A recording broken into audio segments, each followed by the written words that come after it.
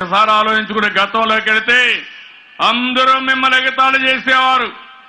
ఏదో ముఖ్యమంత్రి గారు చెప్పారు, ఈ ఆడబిడ్డలంతా రోడ్డు మీదకి వస్తున్నారు, ఆఫీసులు పోతున్నారు, ఏమవుతుందో చూస్తామని నవ్వారు. మీ వెనకాన నవ్విన వాళ్లే ఈ రోజు ముక్కు మీద వేలేసుకుని ఆశ్చర్యపోతున్నారు. అవునా కాదా?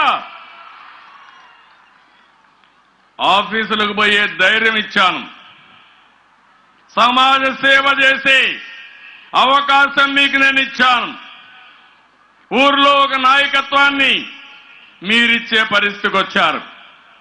ఆ రోజు మీరు చూస్తే వంట ఇంటికే పరిమితం అయిపోయారు. ఆ కట్టెల పొయ్య మా తల్లిని చూశాను, పొగంతా కడుపు లేకపోయేది.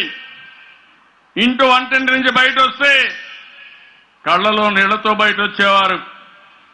అలాంటి పరిస్థితి నుంచి ఆలోచించాను. దేశంలో ఎవరూ చేయలేదు.